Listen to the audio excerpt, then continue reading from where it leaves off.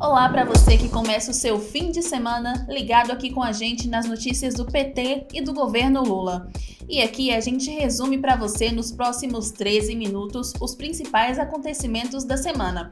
E nesta edição você confere um balanço dos resultados do primeiro turno das eleições municipais de 2024. Muito prazer, eu sou Carol Brito e esse é o 13 Minutos, o podcast semanal de notícias da rede PT de comunicação.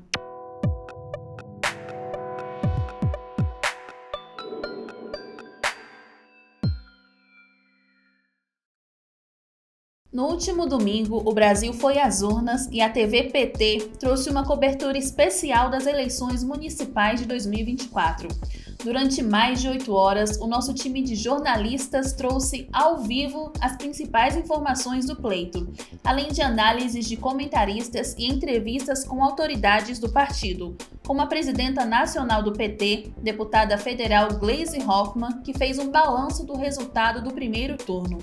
Nós vamos eleger mais prefeitos do que fizemos em 2020, vamos participar de várias cidades do segundo turno, já elegemos 2 cidades de segundo turno no primeiro turno, Contagem e Juiz de Fora, em Minas Gerais, e principalmente estamos com aliados importantes em cidades estratégicas.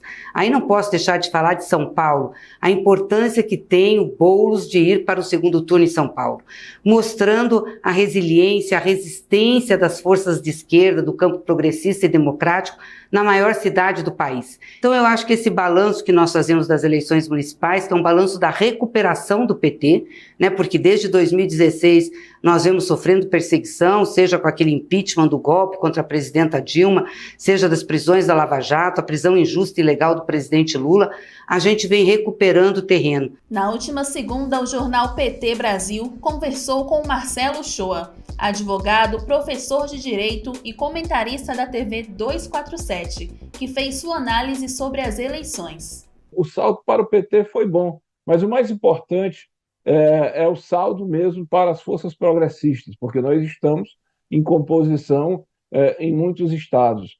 E isso dá um respiro, um oxigênio para que a gente prepare um 2026 ainda mais fortes. Eu sei que, às vezes, as pessoas pensam que, por causa do resultado no primeiro turno, a vitória no segundo turno será impossível. Mas não funciona assim.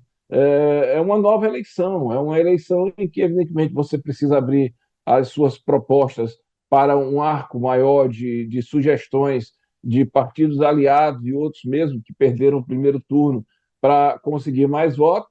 E a nossa tarefa, enquanto militante, é ir para o corpo a corpo, né? Mostrar que existem 2 times.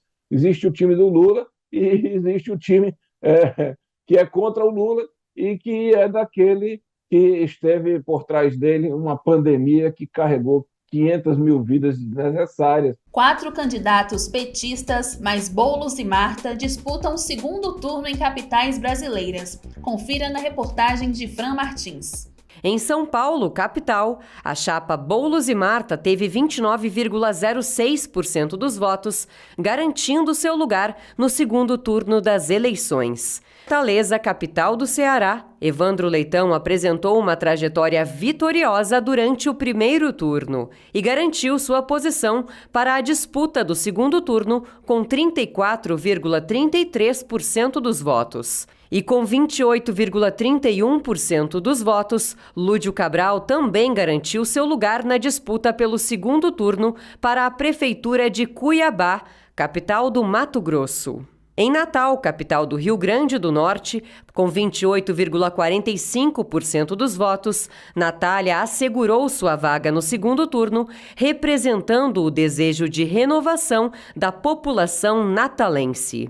Já em Porto Alegre, capital do Rio Grande do Sul, Maria do Rosário também chegou ao segundo turno ao lado da vice Tamires, com 26,28% dos votos. O PT também disputa o segundo turno para a prefeitura na Bahia, com o candidato Caetano no município de Camaçari. no Ceará, com o candidato Catanho, na cidade de Caucaia, em Goiás, com Antônio Gomide, em Anápolis, e em Pernambuco, com Vinícius Castelo, na cidade de Olinda. No Rio Grande do Sul, com Marrone, em Pelotas, e Valdeci Oliveira, em Santa Maria.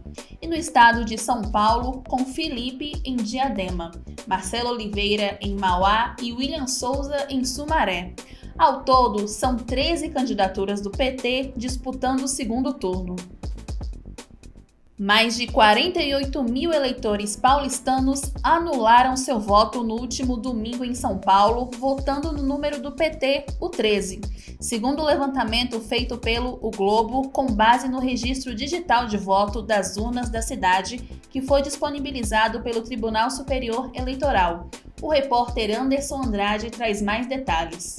A disputa para a Prefeitura de São Paulo foi acirrada, tendo o atual prefeito como primeiro colocado, superando o deputado federal Guilherme Boulos, do PSOL, por apenas 25 mil votos. Ou seja, se pouco mais da metade desses eleitores que apertaram 13 na urna queriam votar em Boulos, isso seria suficiente para que o candidato do PSOL ultrapassasse o primeiro colocado. Guilherme Boulos, que tinha o apoio do PT, mas concorria pelo PSOL, precisava que seus eleitores digitassem o número 50 na urna. Ao jornal O Globo, a equipe da campanha de Boulos afirmou que atribui o número de votos ao número do PT a mentiras e fake news durante o primeiro turno.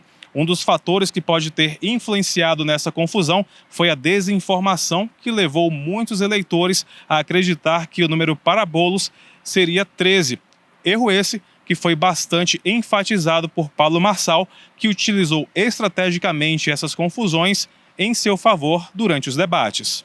O Partido dos Trabalhadores e das Trabalhadoras bateu o recorde de prefeitos e prefeitas e vereadores e vereadoras jovens eleitos em 2024. A repórter da Rádio PT, Denise Coelho, traz mais informações. Nas eleições municipais de 2024, o PT lançou 111 candidatos com até 35 anos às prefeituras, dos quais 33 foram eleitos, 29% a mais em relação a 2020. Já para as câmaras de vereadores, o partido elegeu 561 jovens. A secretária nacional de juventude do partido, Nádia Garcia, falou sobre o avanço dessas representações petistas pelo país, muitas incentivadas pelo trabalho de formação de jovens lideranças. Isso mostra que o Partido dos Trabalhadores não só busca se renovar, busca lançar novos nomes para serem líderes da esquerda no país, como também que o nosso partido tem compromisso com a ocupação dos espaços por aqueles e aquelas que representam não só a esquerda, não só o campo democrático, mas o modo petista de legislar e governar. E agora você confere os destaques da agenda do presidente Lula nesta semana. Na terça, acompanhado do ministro de Minas e Energia, Alexandre Silveira, o presidente sancionou a Lei do Combustível do Futuro na base aérea de Brasília. E no mesmo local, Lula visitou a exposição da feira Liderança Verde Brasil, com demonstrações das principais tecnologias de descarbonização em atividade no país. Na sexta-feira, o presidente Lula participou da cerimônia de entrega de unidades habitacionais do Minha Casa Minha Vida, em Fortaleza, e da cerimônia de entrega de novos ônibus escolares do Ministério da Educação para municípios do Ceará. No começo da semana, Lula ainda recebeu repatriados do Líbano resgatados pela Operação Raízes do Cedro. Eu quero terminar dizendo para vocês que nós não deixaremos, enquanto tiver um companheiro, seja brasileiro ou parente de brasileiro, lá no Líbano, e quiser vir para o Brasil, a gente vai buscar ele, porque nós não deixamos ninguém para trás. Nós vamos tentar trazer todos aqueles que quiserem vir. Então, eu queria agradecer a vocês, pedir para Deus abençoar cada mulher, cada homem, cada criança, e que vocês encontrem no Brasil a felicidade que tiraram de vocês com esse bombardeio no Líbano. E eu quero que vocês saibam que aqui vocês são nossos irmãos. Vocês não são estrangeiros, vocês são brasileiros e nós vamos ajudar vocês.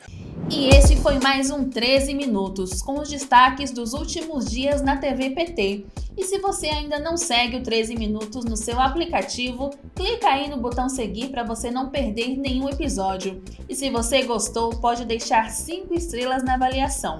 Agora eu me despeço e desejo a você um ótimo final de semana.